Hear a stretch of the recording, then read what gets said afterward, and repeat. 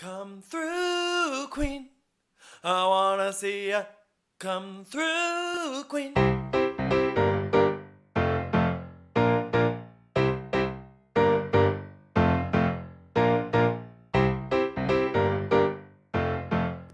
Hi, everyone. It's Dan. And Brendan. And this is Come Through, Queen. Well. First, we got to say, welcome back, Brendan. I'm back. You're I back. forgot I was gone. We hope you enjoyed last week, but... Nah. Now, just kidding. But Brendan's back to co-steer the ship. And you can hear more about his journeys to Los Angeles and Colorado in the pre-show. Yeah. And I think the second thing we need to say, happy 7th anniversary to Come Through, Queen. Oh my God, congrats to us. Can you believe? Why didn't we bake a cake? I think now doing Come Through Queen, we've done Come Through Queen for longer than half our friendship. Wow. Isn't that interesting? Wow. So like for most of our friendship, you've been in the home once a week at least. Is this what's keeping our friendship going? No. It's just an obligation at this point. No, 7 years. Lucky 7, one might say. They call this the 7-year itch. Are you itching? I think that's like we could possibly divorce now. Oh, okay. Remember Heather Dubrow had that show called The 7-Year Stitch, Oh, where yes. she got like couples who were in their 7th year and tried to like fix them. Yeah, she gave them a little plastic surge. Yeah. Come on, Dubrow, come here. Give us a little Trailer. boop, boop, boop. Give us a trailer and give us a boop, boop, boop. Yeah, give us a boop boop boop. We last week were like, okay, we got to record. Bravo has teased trailers for the day the episode will come out of Come Through Queen. Well, you recorded early. We'll have already recorded. Uh-huh. Yeah, well, we had to do what we had to do. And we thought it was going to be an Atlanta OC doubleheader, which is like, I don't think we've ever seen 2 Housewives trailers in one day. And we never will. And we never will, because that's not what happened. We did get one of the 2 predictions, which is Atlanta. So why don't we dive into that first? Okay. First of all, they gave them new title cards and a new photo shoot, and both look stellar. Stunning. Well, after the debacle of last year's photo shoot in particular, I want to say. Oh, yeah, when they had to shoot themselves.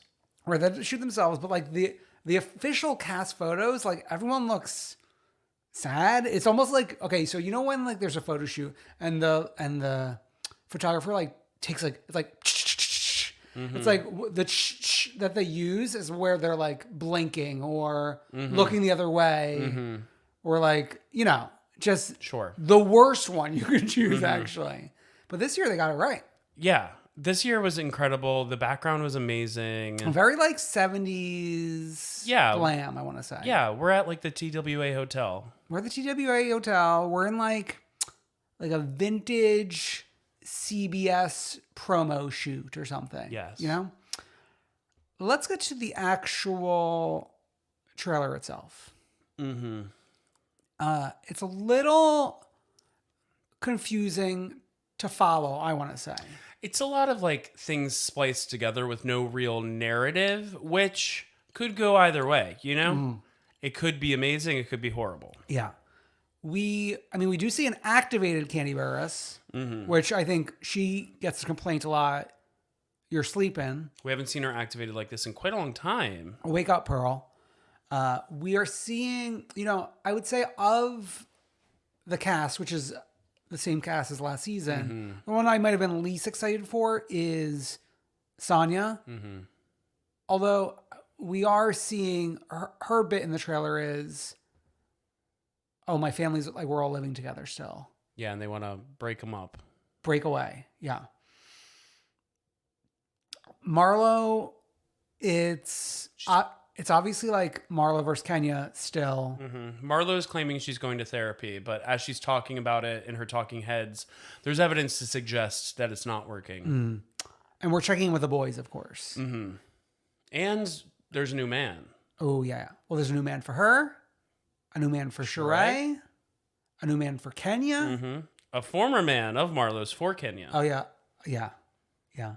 New men abound. Sheree, besides the new man, I really can't make heads or tails of what's going on with her. She's floating OnlyFans, and I'm like, ugh, yeah. we're getting corny over Yeah, here. it's giving a little corn on the cob. Yeah. And, I mean, I do think the headline is Drew Sidora. Yes. Which, we've got taste of Scandival in terms of something big happening after filming wraps. And we get cameras back up. A divorce. But it's a little different because it's like, oh, we're marching towards this. Right. There's evidence to suggest this is coming during the season. Yeah. We're in marriage therapy. We're moving out of the bedroom. Also, we've known this was coming since we met her. Since we met him. Yeah. He was in Tampa. We were in Tampa. We had assistants. We were doing massages. That assistant was talking about everyone. He's writing a book about her son without letting her read a draft. Okay. My question when the news broke however many weeks and months ago was, did that book come out? I don't know. It's hard to picture a world with that book coming out now. Exactly. Right? Mm-hmm. Okay. So this will be returning to us May 7th, Sunday, obviously. Mm-hmm. Atlanta lives on Sunday. And as we mentioned, we thought it was going to be an Orange County trailer. Mm-hmm. I don't know if that will ever happen. What is taking so long? We've got Tamara out here doing like fucking April Fool's jokes with it. Okay.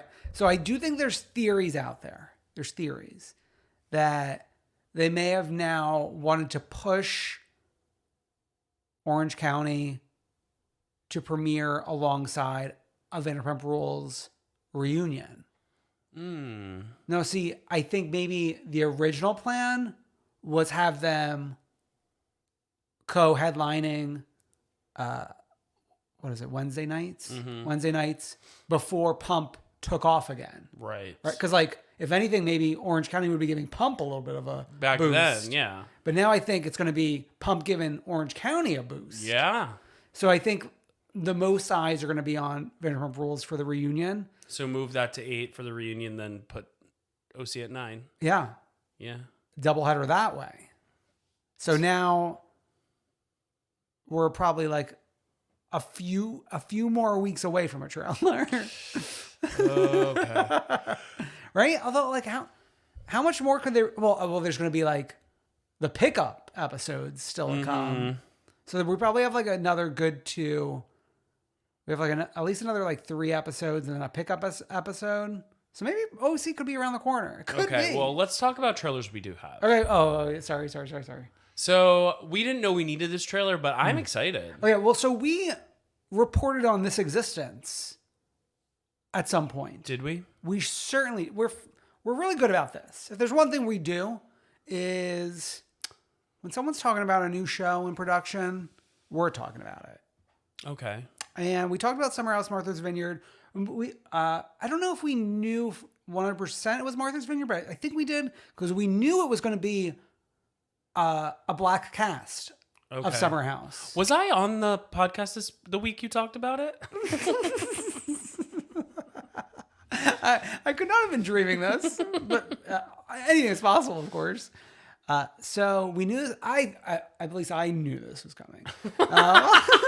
I mean, you could have been zoned out. Maybe. I would like some evidence. Okay. Roll footage. Actually, I do think my show notes are fairly in depth that we can Google it. Okay. But anywho, SummerHouse : Martha's Vineyard. She's coming. It's a double header, which I do think this is perfect. It's a doubleheader with regular SummerHouse? No, it's a double header with Atlanta. A A double premiere May 7th.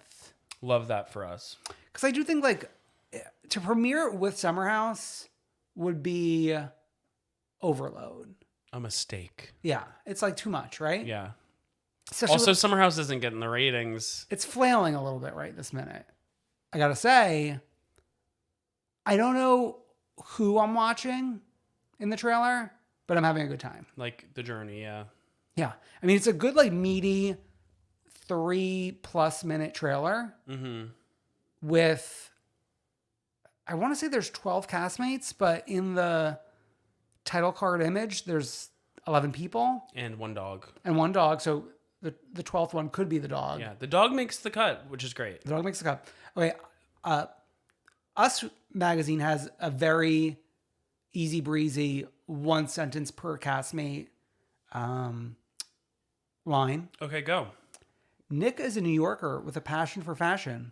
Okay. He works as a sports brand manager. Sports brand manager. Okay. I do want to say, in the 11 people in the photo, 6 men, 5 women. Wow. Which, like, in regular SummerHouse, we have 3 men and 100 women. 25 women. Yeah. Okay. Jasmine is a budding screenwriter married to Silas, who works in finance and is a member of the Army Reserve. Oh. Bria currently resides in Germany with her boyfriend and is a fashion entrepreneur. Oh my God, Real Girlfriends of Berlin? Oh my God. And that we could do another spinoff. Yeah. Shanice, meanwhile, has been dubbed the quintessential party girl, according to her bio, and is ready to meet her future husband this summer. So she dubbed herself that. Or just like maybe the other housemates. Okay. Jordan is, quote unquote, the life of the party and runs a nonprofit while also working as a DJ. Oh. So Jordan, Jasmine, Shanice, and Bria all met while working as Playboy Club bunnies. The one that used to be on 42nd Street in the old XL? Maybe. Oh my God. Amir, for his part, is new to Martha's Vineyard, according to the press release. He is originally from Texas and is ready to put in the work to find a woman worthy of bringing home to mom. Okay, love seeing like a lot of people on the hunt. Yeah, love is love. Love is love, any way you look at it. Okay, Chicago-born Jason is a senior flight attendant who was Jasmine's roommate when she first met Silas. Oh, good. Preston, for his part, is a multi-hyphenate working as an attorney, activist, and adjunct professor. Yeah. He has been a longtime friend of his fraternity brother, Silas. Oh, good. Everything's coming back to Silas. I'm loving, like, knowing that connections exist. We're all connected, yeah. Rather, 12 strangers picked to live in a house. Yeah, it's not the real world. Summer met Jasmine in 2019 at Sundance Film Festival. Maybe Lisa Barlow knows them. We got Summer in SummerHouse. Summer in SummerHouse. And the two have been close ever since. But speaking of Summer in SummerHouse, everyone keeps talking about Martha, and I'm like, is someone named Martha on this show? The California native works as a production coordinator in Los Angeles. Then finally, Alex is a preacher's kid who grew up in a sheltered environment per his bio. While the music curator is single, he is craving a deep connection. Last but not least, the group also has a house dog named Milo. Love Milo. No, you almost said love Milo. You almost said you loved a dog. No, I don't. I'm excited. The trailer looks like there's a lot going on. Mm-hmm. And of course, we're not going to understand it because we don't know these people. But I am enthused with the prospect of something going on. I mean, hopefully there will be a cameo from Sunny Hostin. She has a book called Summer on the Bluffs, which is about Martha's Vineyard. Yeah. And love the expansion of SummerHouse as a brand. Yeah. I'm actually shocked that a Martha, girly or boy, was not on Winter House. True. That would have been chef kiss. Like, that makes so much more sense than a below deck girl. What if we don't know the entire cast for this Winter House? What if there is a Martha? I've been like following. You don't know though. Okay, I don't know, but I do think like. Remember last year Winter House we found out right away. Yeah, but we kind of know some people are in it. We don't know everyone. I've been on Reddit. I'm on Reddit more than you. Okay. You can't believe everything you read on the internet. Okay. I'm too gullible. They should expand SummerHouse next year to do like SummerHouse Gay. Oh my God, SummerHouse Provincetown. Yeah. We got to do it. Yeah, I don't think Provincetown would allow it. Really? Why? I don't know. I'm actually surprised like Martha's Vineyard is allowing it. But like, are they allowing it in terms of what? Like, I don't know. Is it going to be like SummerHouse where we're not going out? We're just like to give them the permits and stuff to film in a home. I think you even need the permits to film in a home. Yeah. I don't know. It's time. Okay. We have plenty to get to. Do you want to start with Summer House or you want to do Rugged first? Let's go to Rugged. Let's go to Rugged. Kind of get out of the way, one might say. Okay, so last week we talked about the first 3 episodes. Okay. You were not here. 2 episodes have aired since we talked about those 3 episodes. So it's really like a free-for-all for whatever you really want to dip your toe into right now. Okay, let's just like go through and just like talk high level about it. Sure, yeah. Here's the thing. I just like am not having fun with certain people. There's certain people. What? Is the person you're not having fun with the hardest pill to swallow because you actually like she's actually not I mean like she's annoying and she's being annoying and doing annoying things. Giselle. Yes, but like she's not the worst. Okay, like, who's the worst? It's being in the fucking like misery of Heather versus Whitney again and again, and just like it's horrible. It's like we're relitigating something that like I never cared about originally, and then also like Heather's like liar liar pants on fire constantly. Yeah. I mean, I think the casting of that duo was probably the biggest mistake. Because number one, we know where we land. Like Right. we have gone to the future with them. So we're just seeing like a moment in time with this disaster of a friendship. And it's just like horrible. And they both have the same talking points, and it's just like dumb. I think the only more interesting part is them talking a little bit more fourth wall-y about what each one thinks the other one's problem with being on TV is. But that's only good for like 5 minutes, really. And then before we leave them, I think like Heather being a fan was already sort of a thing on Salt Lake City, just being like a fan of the franchise, but being a fan in the presence of other women is like even worse. It's embarrassing. Like when Giselle's like yelling at her and she gives the confessional, like, I'm liking it. Like to be yelled at by Giselle is an honor. It's so weird. It's like you're really being a weirdo right now. One thing I thought was funny about Giselle and Heather was when Heather was about to FaceTime Jen and Giselle was like trying to get into the screen even though she had just called Jen a criminal. Yeah. Giselle and Portia. So it's like we've got these 2 factions. We've got like the popular girls, and it's Giselle, Portia, and the Miami girls. Yeah. And then we've got the rest of them. Yeah. And Portia and Giselle, actually Portia's like being more of a mean girl, but Giselle is also like tacking on to that and then creating dumb fake storylines. Yeah, I mean it's like a safe space for Giselle to retreat to. Exactly. It could work. Like I enjoy being in the van with the 4 popular girls. It's like kind of fun. And then being in the other van there's a sadness. Oh my God. Yeah. And like, okay, so I think Portia there's like great moments with Portia. And then there's just like, this is not the right cast for you, Portia. Her versus Candace. It's like, what are you doing? Well, I mean, here's another thing to bring you back to present day. They are on good terms now. Candace went to the wedding. So it's like, what is this? Yeah. The one moment I was laughing for this most recent episode was Portia screaming, "Does anybody have a Pedialyte for PJ?" Calling Candace PJ and screaming for a Pedialyte. She was like, PJ's on the trip. PJ's on the trip.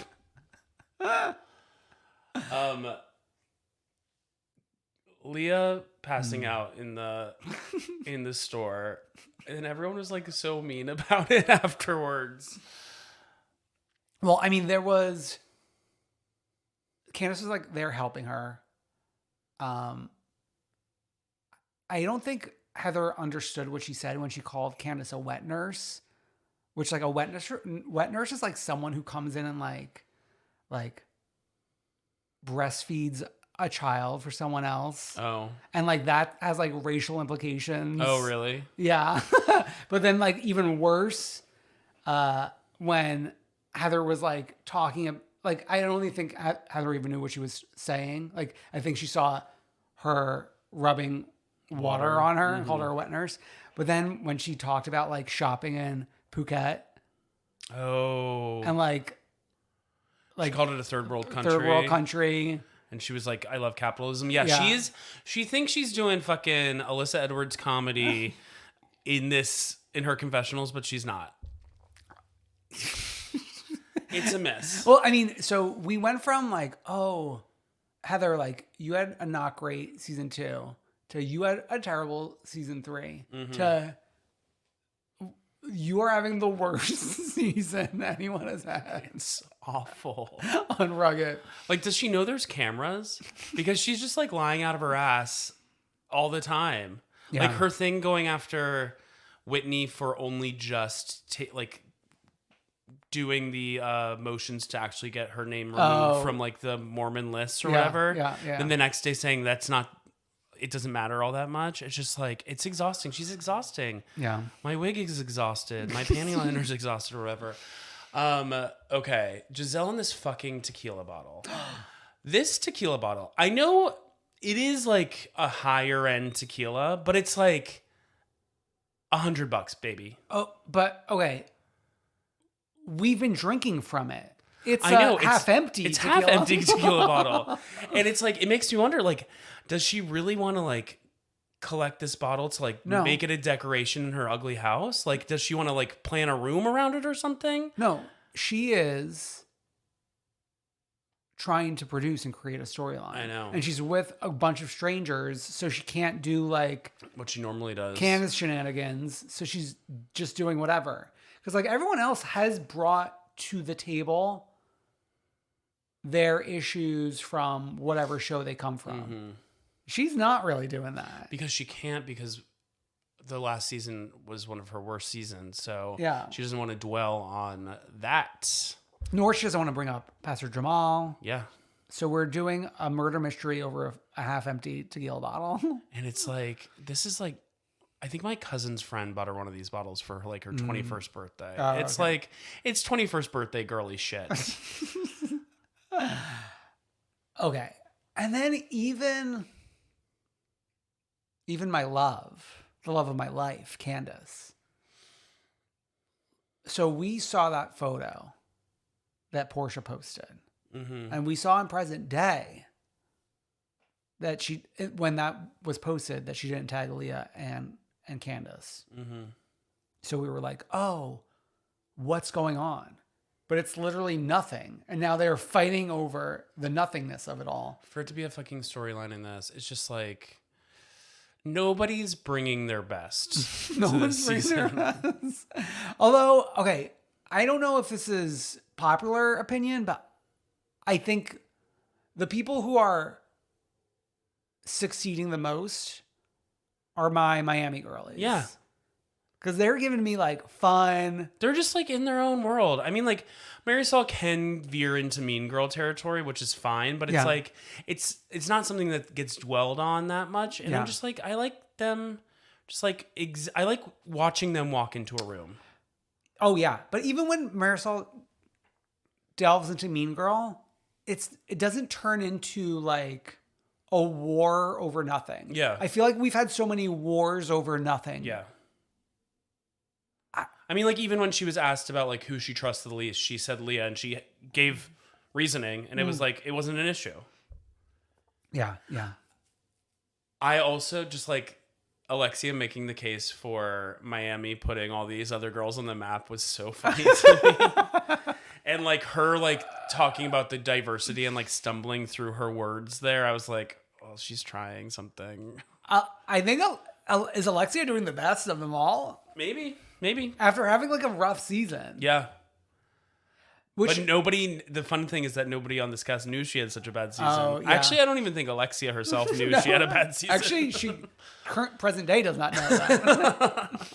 Which I do think brings us to, obviously we're not done with Rugged yet, but I think the lesson learned is this is very like Jersey filming seasons 3 and 4 back to back. Like, we can't do this. Yeah. Let's focus on Ex-Wives Club.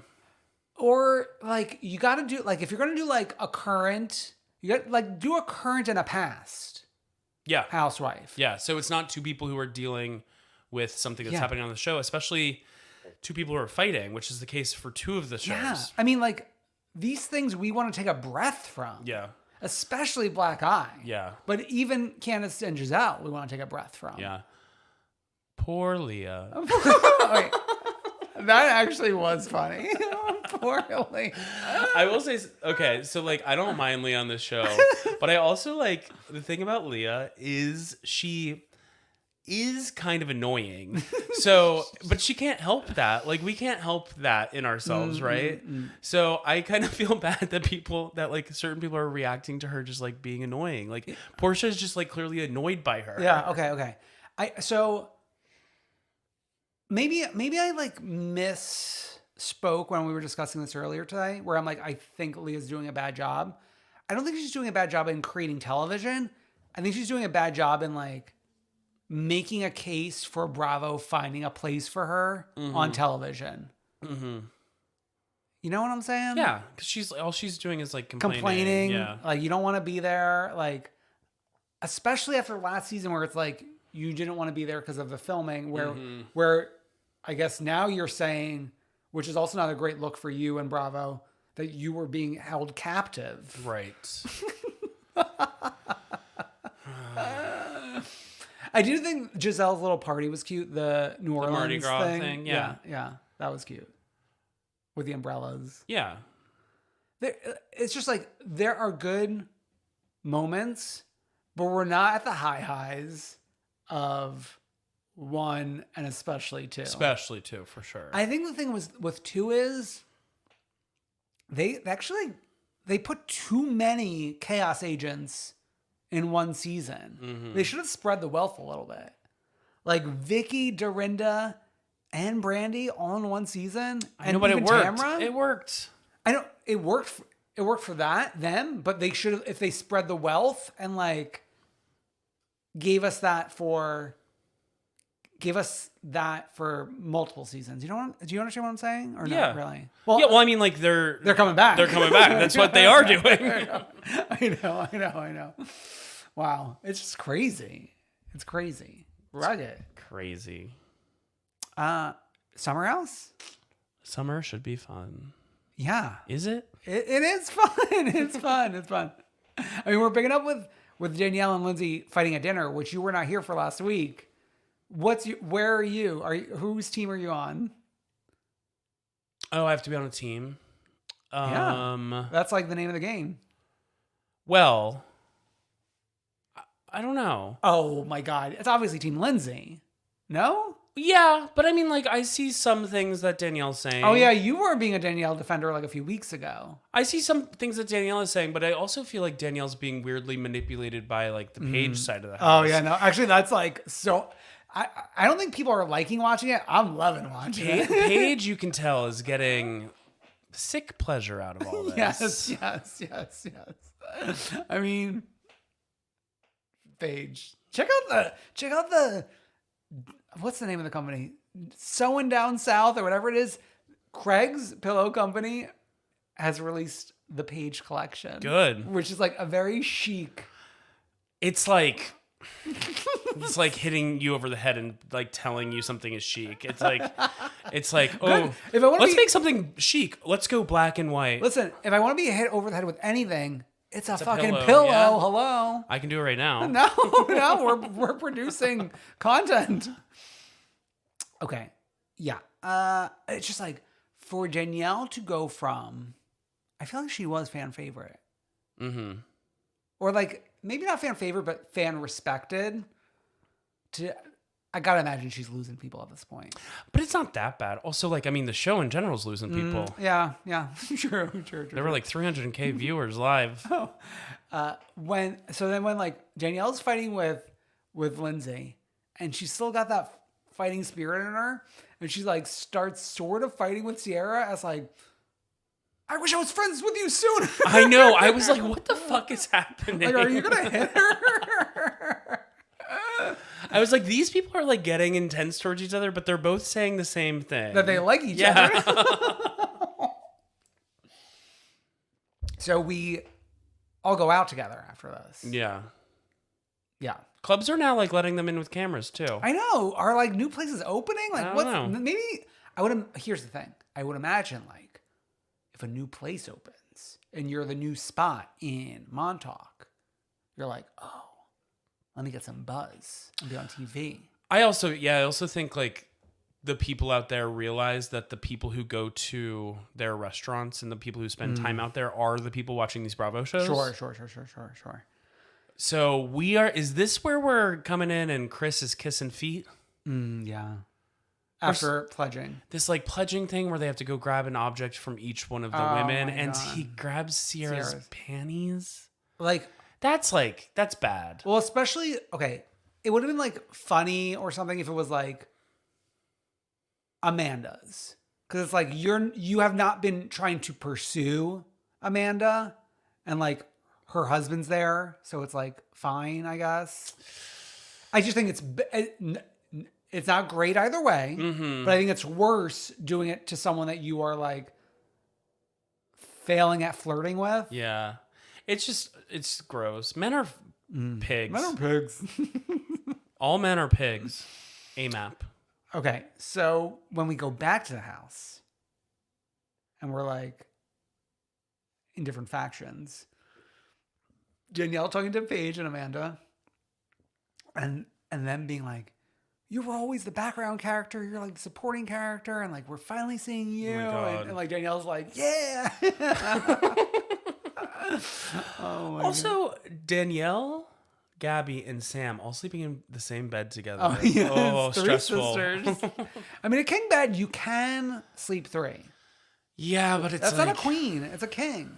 The last time I slept three in a bed was... In a king? No, but it was like... Okay, so no. King is different than queen.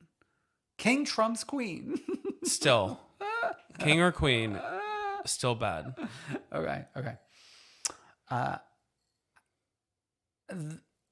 The next morning when it's like Kyle talking to Sierra and Paige about turning 40, for some reason that I found that scene to be so cute. Why? Because that's your reality soon. I mean, like the representation on TV right now. You should get really a mullet before your 40th. No. I just liked the three of them talking. Yeah, that was cute.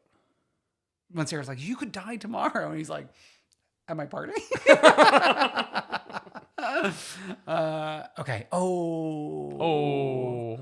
We got to talk about Robert and Danielle in the city. Oof. I feel like this is the answer to the question. The two of them filming and bickering. Mm-hmm.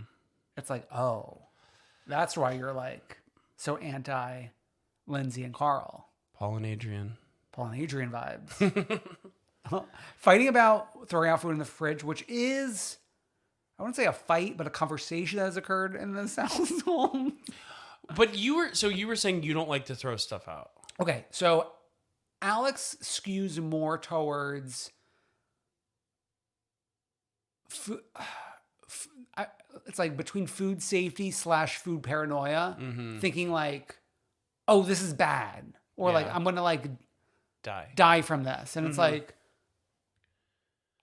if you actually like look it up, like in terms of expiration dates or sell by dates on a lot of food, it's like you can use it past whatever date is on there. Right. But Robert's point wasn't like that we should still be using it. He was pissed because he works in kitchens and he doesn't like to see food go to waste. So he was more like, I can't believe that we let this happen. Sure. We're just like throwing all this down the tubes and there's hungry people. Yeah. Both. I'm there for both. Yeah. Arguments. Well, it sounds like you're just serving spoiled meat. Yeah. I want to give him. I'm feeding Alex moldy, rotten meat. What was the expiration on the meat that we had for dinner? Oh, that was bought this week, baby. Okay, just checking. Salted, not brine, marinated overnight. We're good. You're gonna live.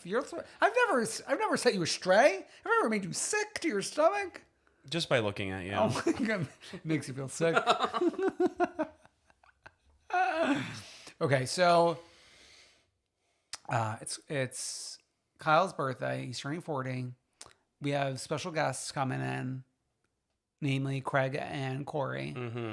And it's the age-old question, is Corey hot or is Corey tall?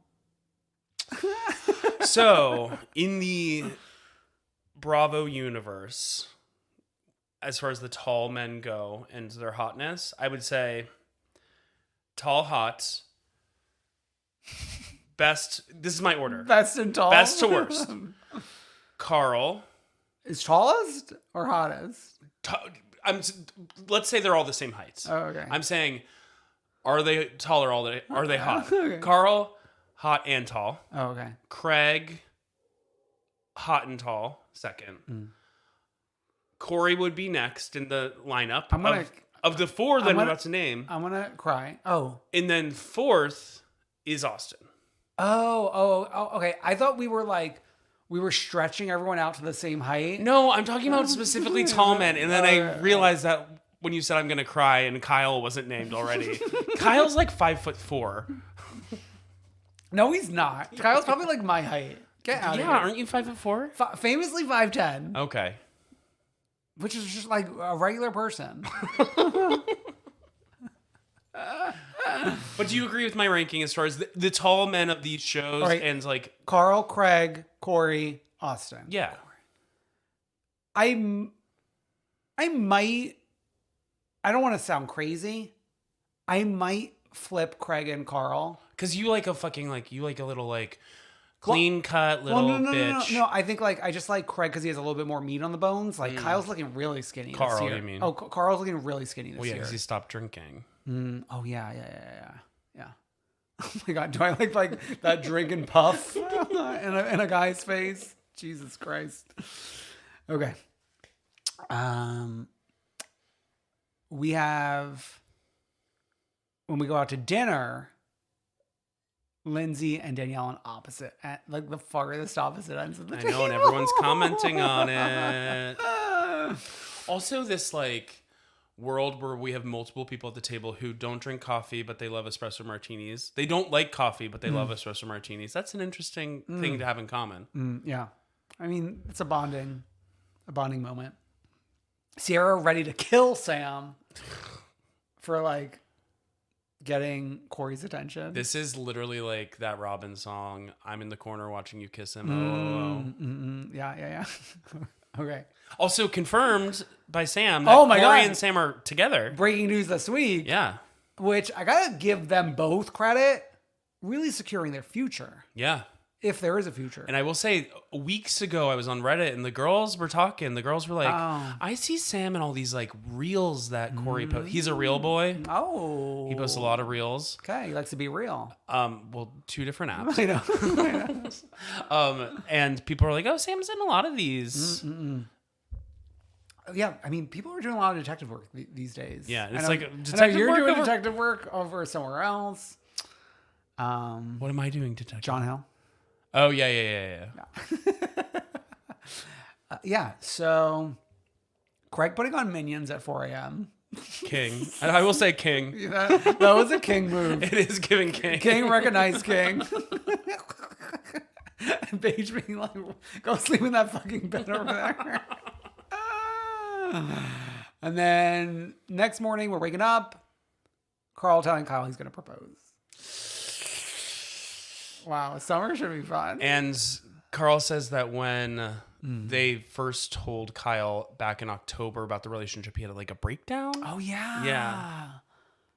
He was crying? I guess. Is that what a breakdown means? I guess. There's beauty in the breakdown. Okay.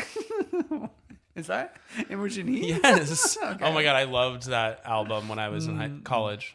College, yeah. Yeah. College. Yeah. All right, shall we get to RHONJ? Let's get.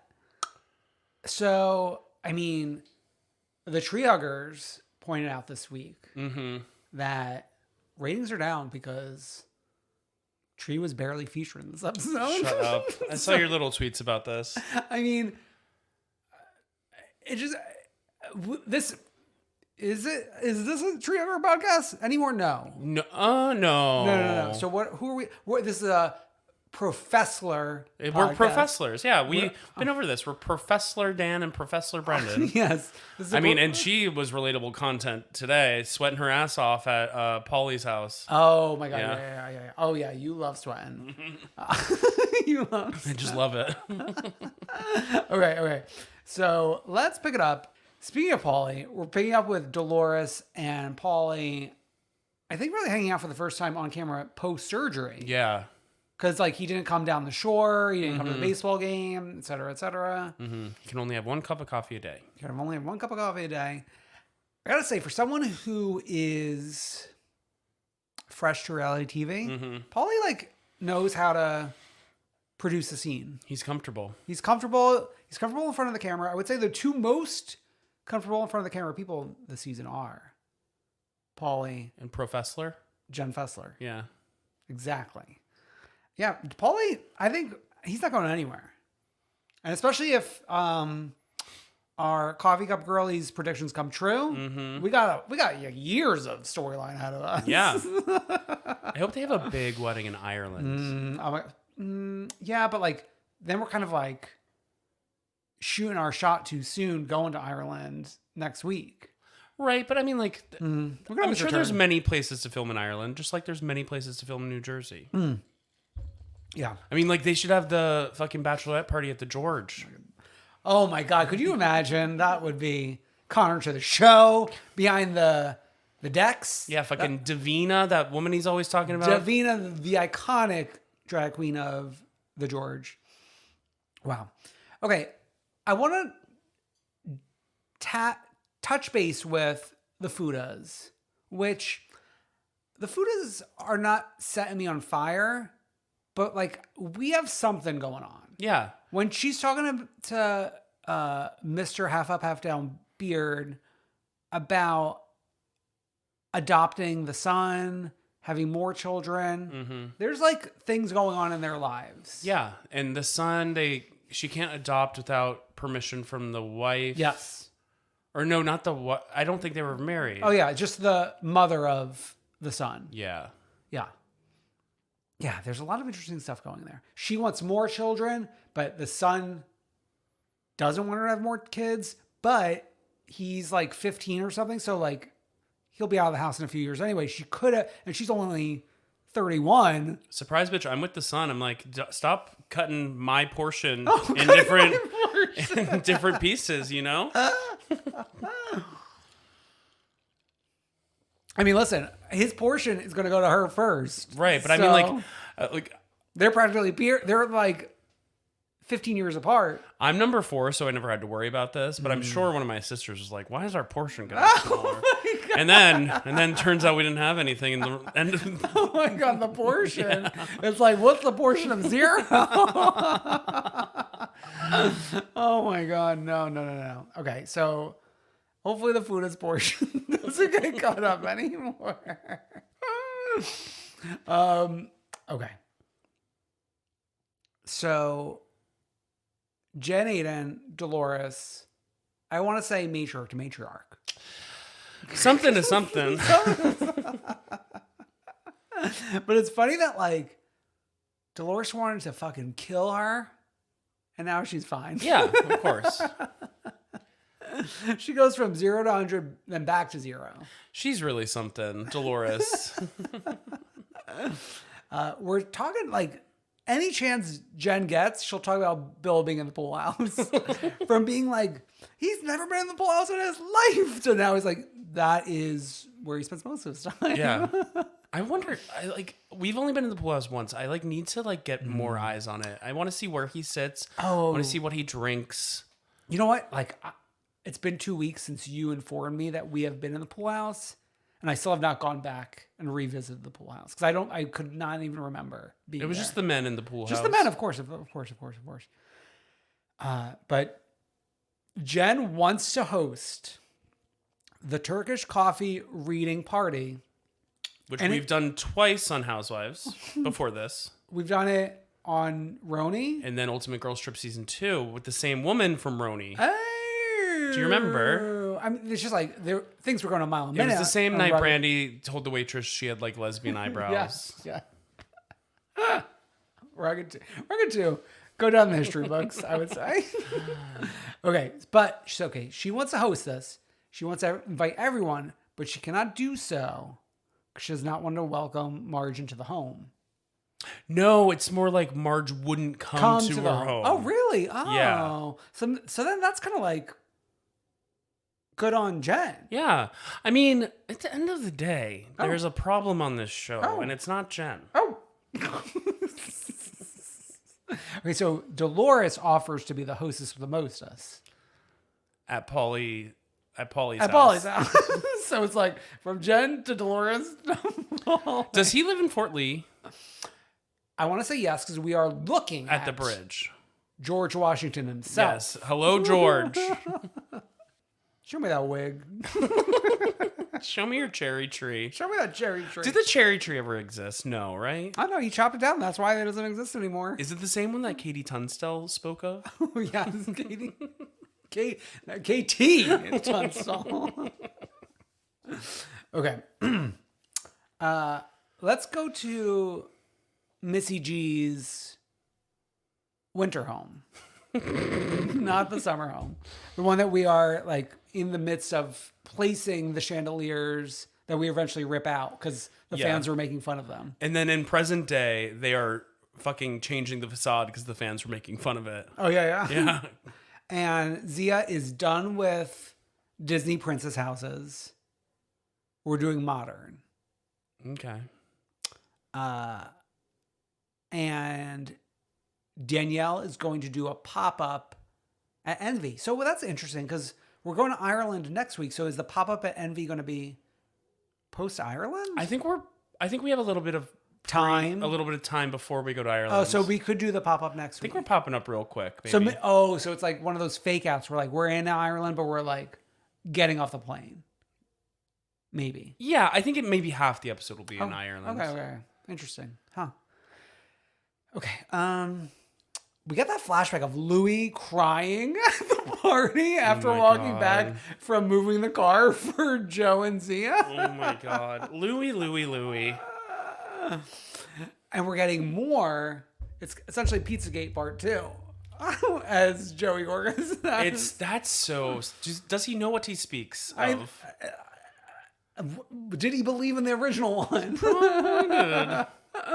Well, that's a good test. Like, which of these people on this cast believed in the original? It's a good test. Okay. For Dina's husband to be calling, we know something's amiss. Because that's like an ultimate betrayal to Tree to call Joey. Yeah. And this is about the pizza oven still. Yeah. Which we have... Is Joey a reliable narrator? Did the call actually happen? Am I being a tree hugger by questioning? You are being a hugger. I mean, that would be like quite the allegation to say someone called you when they could say, I did not call you. Right? Right. And then like Dina did not go to the wedding. Yeah, but she did go to the little party. I know, but that was pre-Pizzagate. Yeah. Stop.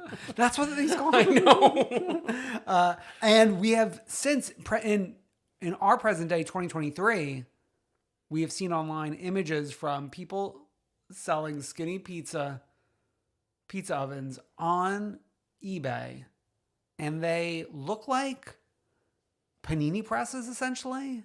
Yeah. Also, like, when did these go to market? Well, I don't think it went to market. It was probably like how you get like a book galley. You get like no, it's like the step Sonia didn't take. Like she never made sample toaster ovens. Yeah, there's still time. Like Louis made a few. I think what the girls are saying online is that Louis took just like a panini press, put it in a box, called it skinny pizza, and called it a day.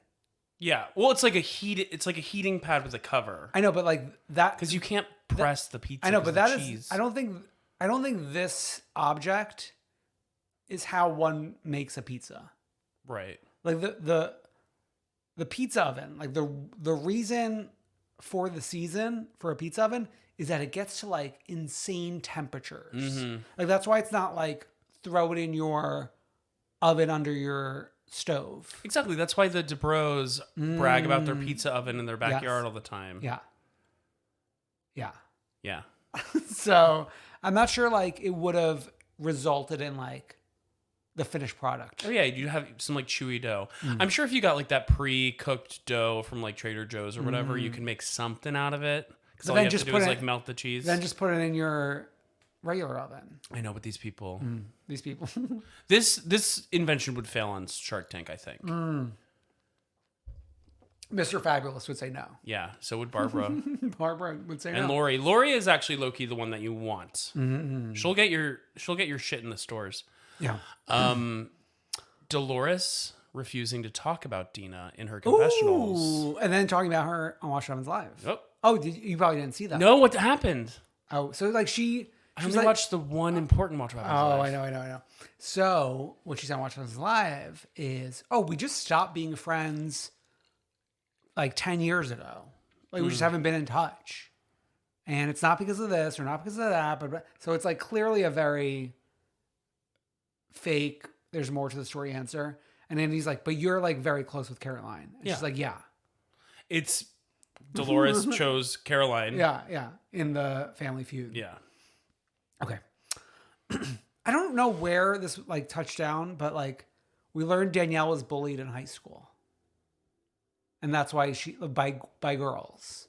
And that's why she mostly had male friends. And this, being a group of women, is tough for her.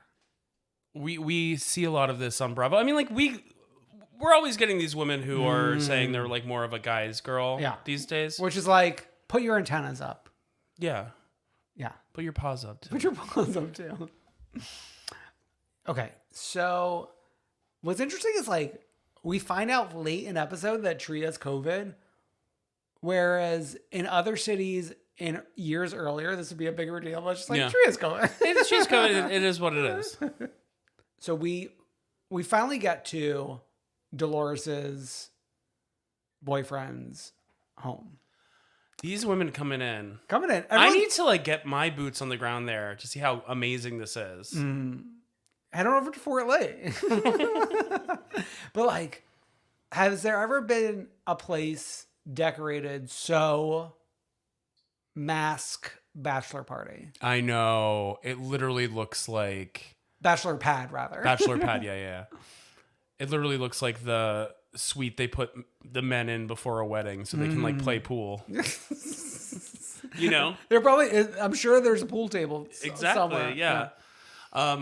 Fessler compared it to 50 Shades of Grey, a movie I've never seen. Okay, but I get the reference. Yeah. All of these women like walking in with like a look, I want to say. Like they're definitely dressed up a little bit more than normal. Yeah. But it's fun. It's so fun. Like, listen, I love Jersey. Jersey's one of my favorites. But it's funny when they do this, like trying to serve a look. And we are like on the heels of Miami where it's like, look a mile a minute. It's also like we're serving looks to go sit on the back porch at the house in Fort Lee. And look at the George Washington. And like sweat our asses off in the middle of the summer. The thing about Jersey is like I like when they film during the summer because of the Jersey Shore, but I wish they would use the Jersey Shore more. I wish they incentivized them all like getting their own shore houses and we spent like half the season down there. Yeah, you know? Yeah. Because otherwise we're sitting in the hot, humid, tri-state area weather sweating our asses off. I do wonder. Now, riddle me this. We've been on like a common trajectory each season. Let's go back to winter. Well, I think we started later this season, so we're going to end later. So I wonder if cameras don't pick up until fall, really. Let's go back to fucking Christmas. Let's do Thanksgiving. Let's do Halloween, Thanksgiving, Christmas. Well, especially now that we have like young moms. We could have like some Christmas fun with the kids. Bring Santa out. Mrs. Claus even. Maybe an elf. I mean, they would have so much fun dressing those men up like Christmas characters. Yeah. It's been a minute. We could return to that. Okay. This was like a clip that was previewed before the episode aired when Jen and Dolores were like, we are excited to announce that we're going to be bridesmaids. But it was like prefaced by like this whole song and dance. Teresa told us she had a vision. I envision these two women as my bridesmaids. I see them walking down the aisle. And Zia's like, after Dina dropped out. I gotta say, Zia's winning me back a little bit. Yeah. Are you a little missy? I might be a little Missy again. I might be a Missy G. Like and she's giving like funny confessionals. I think this one, this new look that she has in the confessional, she was feeling really, really good when she was filming that. It's like the lacy black, hair pulled back.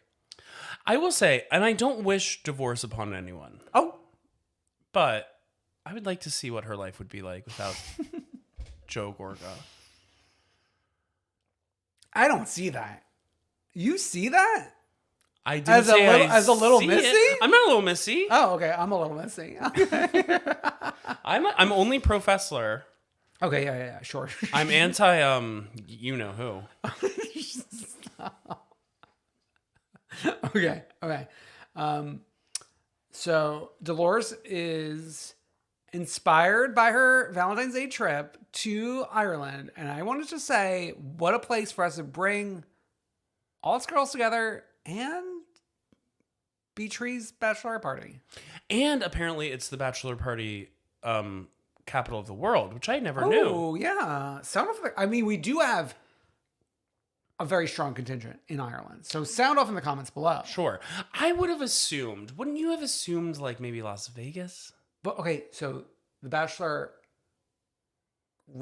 No, they said bachelor party. She bachelor said party. Capital country of the world. I don't know if they said country. I think they might have said country. I don't know. I don't think she used the word country. Okay.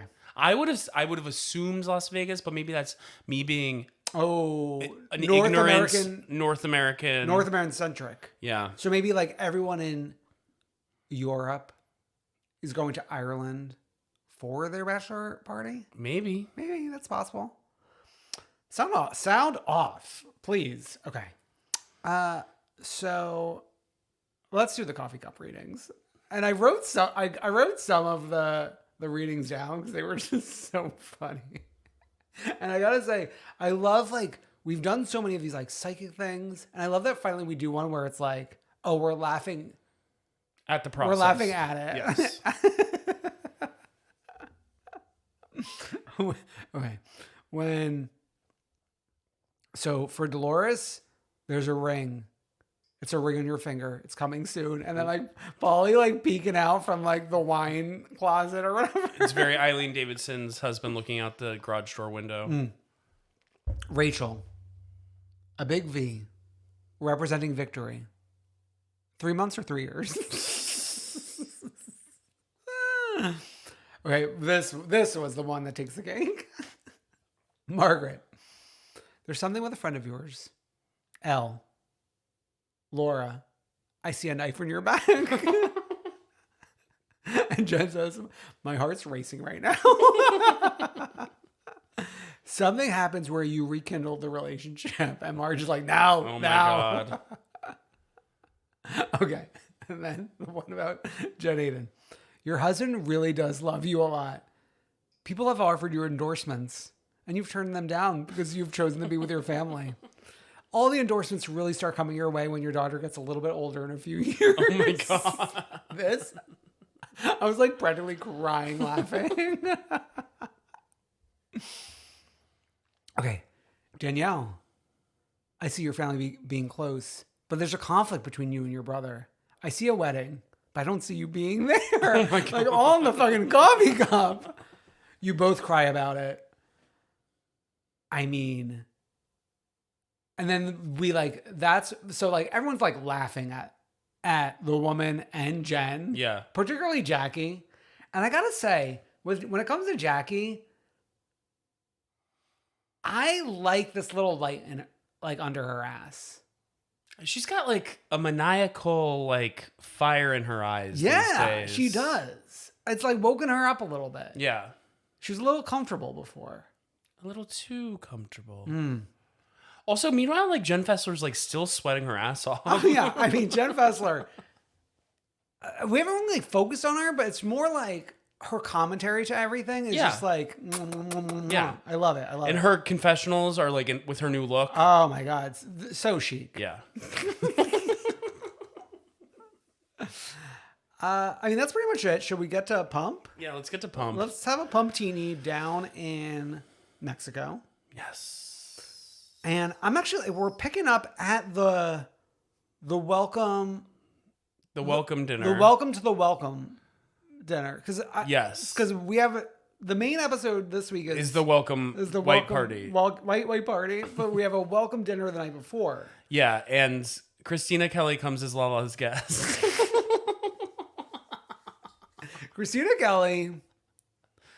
She earning her stay like never before. The things she does are very subtle, but like they hit home for me. For like true aficionados, true lovers of Bravo. So if you're watching, like even at this welcome party, when Allie comes back, like she's like making sure Allie gets another round of drinks. I think she's trying to go the opposite direction of her Mean Girl past. Oh, okay, yeah. And we see this like because we had her little come to Jesus with Sheena that was played as a flashback. As a flashback, yeah.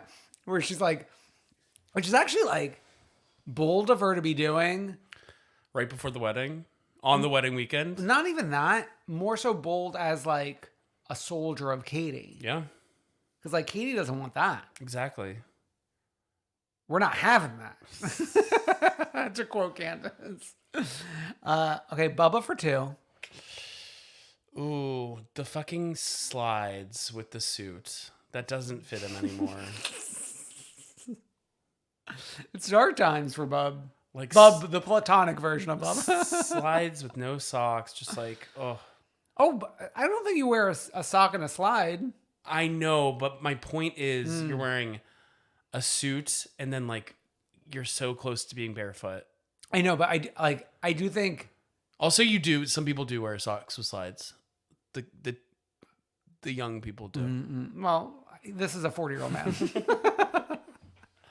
And I speak from one 40-year-old man to another. Yeah.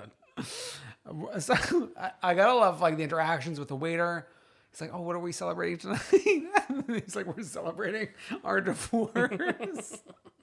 We have flashbacks of Ring on a String. Oh my God. A classic time. It's like people watching Vanderpump Rules from the beginning of this season to quote unquote catch up. It makes you feel sick. I need them when they do these little flashback montages with Schwartz and Katie. They need to slip in him pouring a beer on her head just so people know. Just so people know what we're dealing with. The monster within. Yes. Okay. I don't know. This like the beginning of this episode was so confusing to me. I didn't even realize Schwartzy skipped Welcome Dinner 1 to come to this. Yes. Because like it wasn't heavily featured in the prior episode. Exactly. Like him not being there. Like no one was asking like where's Schwartzy? Yeah. Okay. That confessional. He might have loved me. He just didn't like me. And then this fucking turd just like keeps on calling her a provocateur. She's walking away crying and he keeps on saying it. He's like a little vindictive little bitch. When she's like crying and the waiter's like, "Excuse me, Senor Bubba, let me introduce your main course." Senor Bubba had me laughing. And him sitting there just chomping on his steak by himself. Isn't it so weird that my family called me Bubba growing up? Yeah, I know. You are like the next generation. And then 2 of my nephews call me Uncle Bubba. And Peachlarm calls you Bubba all the time. Yeah. Yeah. Yeah. Do you want me? No. Want me to call you Bubba? Okay. No. It's only for like people in the South. And Peach Alarm's a Southerner. Yeah. Okay. Yeah. Okay. So this is another part that's confusing to me. Lala and Sheena are fighting at the Welcome to Welcome dinner because Lala doesn't want to go on the catamaran. Right, but it was James Kennedy who told Sheena. Oh, yes. And he didn't message it correctly. Yes. Okay. That's why, like, he was fighting and Allie left. Yeah. Katie summoning Christina Kelly to the room. I came as fast as I can. And she's running, like sweat dripping down her face, like Jen Fessler. Katie drinking red wine out of a champagne glass. Very chic. Dorit would not be pleased. I'm pleased. I'll tell you that. Then knock, knock, knock on the door. What will go down as one of the funniest scenes of all time. Raquel has a message. It's giving Alex McCord vibes. And then just like her saying the message and just like Christina Kelly and Katie just laughing in her face. I mean, I think this scene really does prove there's something like off about this girl. Mm-hmm. Raquel. like she doesn't know. She also just apparently didn't pick up on the fact that Sheena was joking. Yeah. We get the flashback of like one of my bridesmaids has to go and tell Katie. And Ariana runs away. And then Sheena's like, it's going to be you. And she's like, okay, I'll do it. Sheena kind of gives Danielle Staub getting married vibes. Ooh, not that bad. Come on. Not as bad, but like a little bossy boss. Well, listen, I hate to tell you this, but a lot of bridezillas can be like that. Why are you talking like you're in the 1940s? No, because it's like, that's like the bridezilla. I like to talk about a bridezilla. Yeah, no, but I've been in a wedding and the bride wasn't like that. Okay, that's one example. I'm talking about on the aggregate. Sure. Yeah.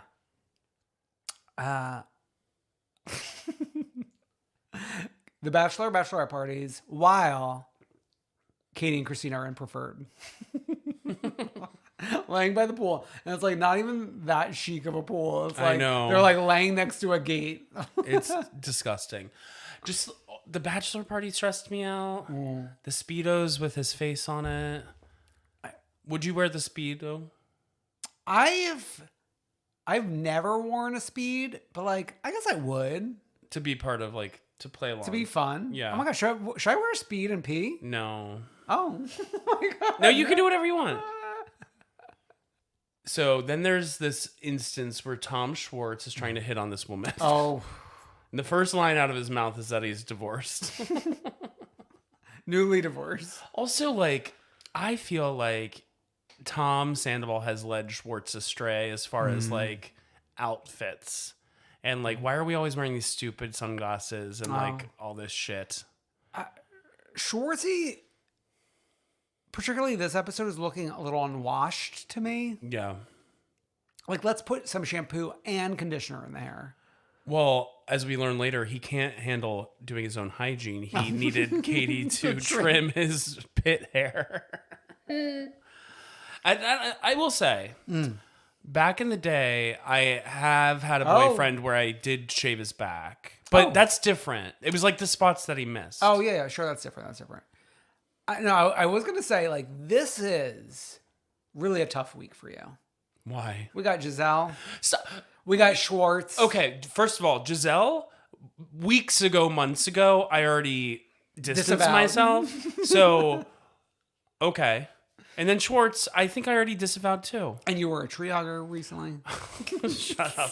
But also, the Schwartz, I will say, iconic Watch What Happens Live episode. Oh. Not because he's a good person, but because he's a mess. Oh, okay. Yeah. It's like refreshing. Yeah. To see it's a like, mess. Here's the thing. I watch these TV shows not because I want to be best friends with these people, but because I want them to entertain me. And they're doing their job. Yeah. LVP could have sat this one out. Yeah, we're just checking in. Especially like, it's funny. She's like, oh, Pendy and Jason and Teddy are coming over. Meanwhile, like Jason's like in the midst of a sexual harassment lawsuit. Yeah, I heard about that. I would have thought like Lisa would have scrubbed the mention of Jason. They sent that news to LA even. I saw it on my news feed. I know you were having trouble getting the news out there. Yeah, it is tough. The news doesn't travel there quite as quickly. Despite the news originating there. It's like going back and forth. Yeah. It's like the more things like travel back and forth in like the tin can. Yeah. Also to me, I'm like, can't we get on the plane to go to Mexico? Lisa? Oh, Lisa. Come on. Oh, it would be so sexy for you to arrive. I just missed her at Tom Tom, by the way. Oh, yeah, you told me. Yeah, because when I ran into the people from New York that I ran into, they then came back across the street and were like, you just missed Lisa walking into Tom Tom. Tune into pre-show for more of that. Yeah. Okay. We did have an Lala Allie moment on the catamaran. Where Lala's like, you need to be careful. You don't know what it's like. It's like this 30-year-old woman talking to this 15-year-old and warning this her. 15-year-old. I mean,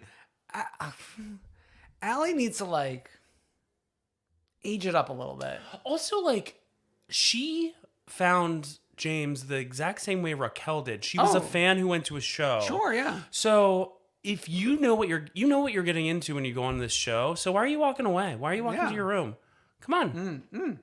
Yeah, what are you, Danielle? Yeah. Cabral? Yeah. Okay. So let's go to Sheena and Brock's unwelcome party. The white party, and then the unwelcome party. Christina, Kelly, Katie, and Lala are having dinner in eyesight. Yeah. I mean, like, you got to remember, it's not merely them eating in the restaurant adjacent to the party. 2 camera crews in tandem working together. Exactly. And here's the thing. It's all planned, baby. Like, the reason that Katie didn't give up her ticket is because she wants to get paid to be on this show, and the producers want her there so that they can push drama forward. The camera landing on Peter Madrigal almost felt by accident. It's like, Peter, what are you doing here? He stumbled out of Sur and somehow landed in Cabo. How'd you get a room? It was sold out. Oh my god. So fucking as they're eating, Tom's stumbling over from the white party and peeking. His fucking big ass is about the armpit hair. Yeah. And what is Katie gonna trim your armpits? Then you're gonna go make out with Raquel? Oof. She gonna put her face in that after Katie trims?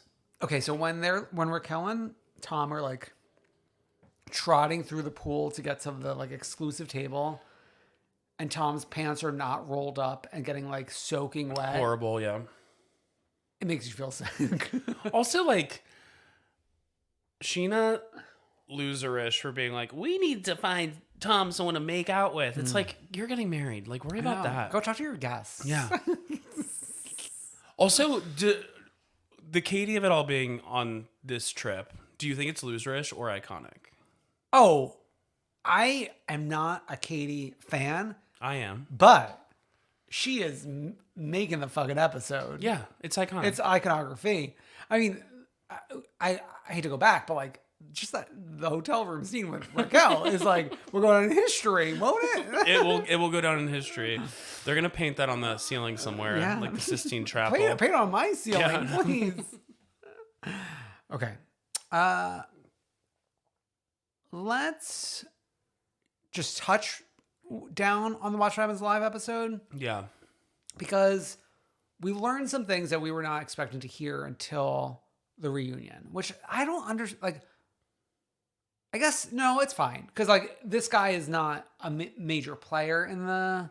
It's not Raquel, it's not Ariana, it's not Tom. And we're learning information that's different from the reunion, so it's interesting in that way. Well, he can't even, like, keep his story straight. Yeah.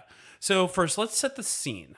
So it's Watch What Happens Live Wednesday night. The host is Andrew Cohen. Andrew Cohen. The guests are Tom Schwartz and Rob Lowe's son. Rob Lowe's son. And then behind the bar is Avery Singer and her girly girl from Batch Brunch or whatever. Batch Boss.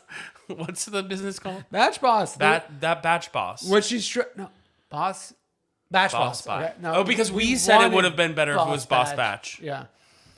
Maybe Batch Boss is better after all. I don't even know. Okay. It should have been one chair. Sorry to Rob. No, I think he added a lot. Oh, actually. Okay, interesting. Wow. Yeah, wow. He also took his turn interviewing.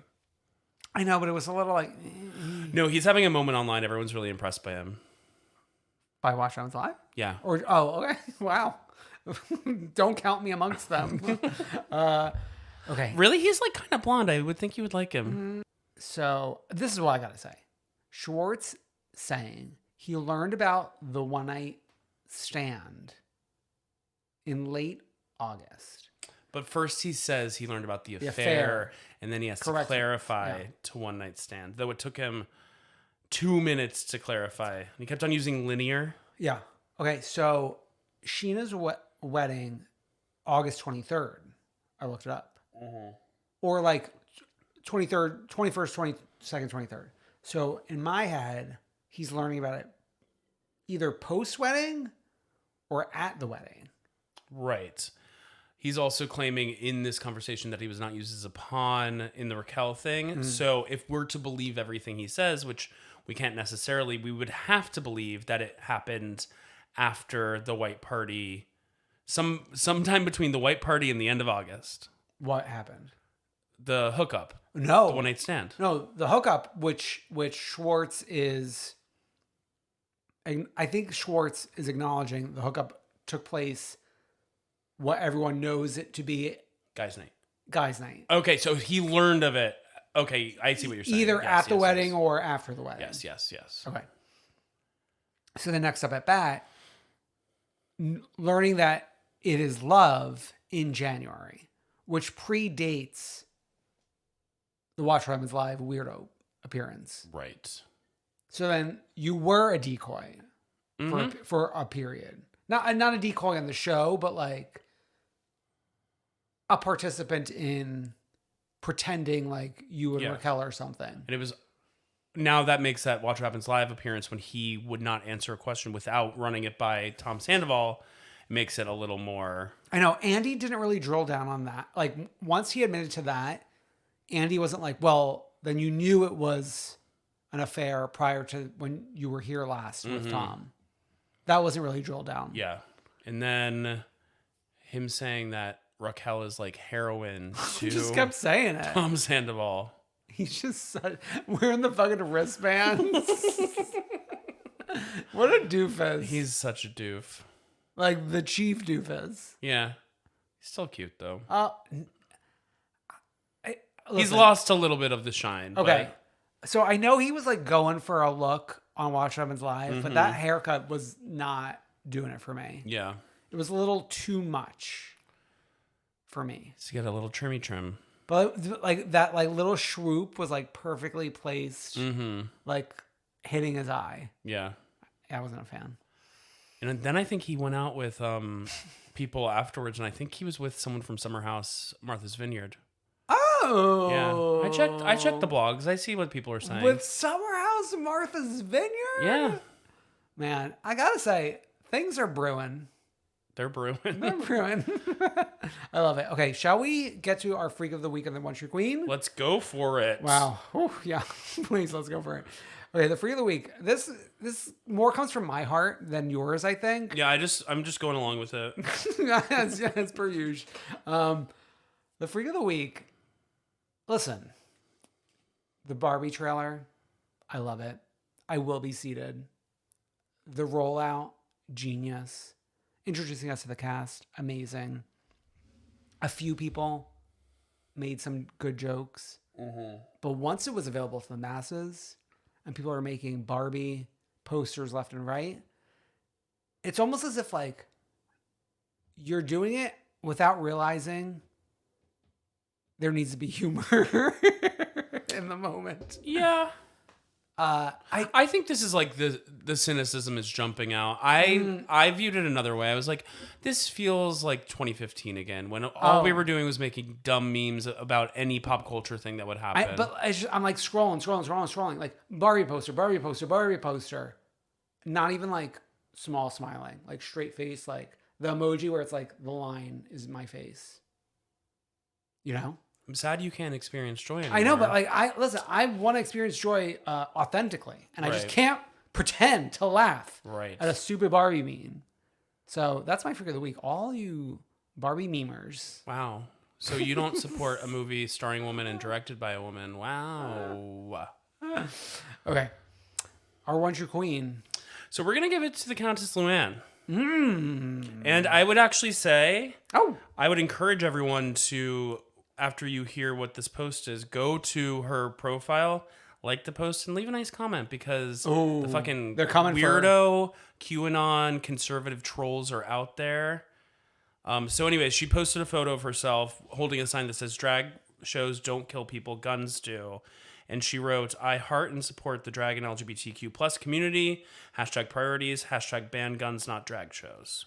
Which, you know, you got to give her credit for, because she, I think we have understood, may lean on the more conservative side. Right. It's also both the least she can do, but also we need every quote unquote ally posting shit like this and doing shit like this at every corner. Sure. Yeah. So, wow, Lou, look at you. What a queen.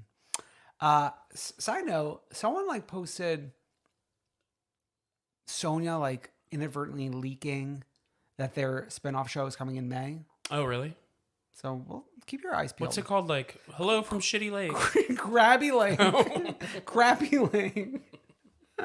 Keep your eyes peeled for that one. My eyes will be peeled like an orange. We mentioned already the Patreon pre-show. Lots going on there. And a Patreon bonus episode that's a full meaty 30 minutes talking about Family Karma season 1. One meaty tuck. We took the pledge, we took the plunge into the season, and now we're hooked. It's my favorite show now. Oh my God. These are my friends. These are my family. They're my family. I love Bali. Oh my God. Wait. So while I was watching, I was like, I would love Taylor to give the rights and do like the season 4 promo. Karma is my boyfriend. Karma is that'd be so. It's not unheard of. I mean, like the Ladies of London promos used to use songs like that. Lady Gaga, hello, and Fergie. Think about it, Taylor. Think about it. Bravo. Bravo. Do we know anyone? Do we know someone? I'm sure we could get that thought to somebody. I feel like everyone would be screaming. Yeah. Oh my God. Okay. So, yeah, check that out. Website, comethroughqueen.com. That's your link to the Patreon and to social and to everything. And just like, comment, subscribe, heart, share, retweet. Love us, please retweet. We'll see you next week. Bye.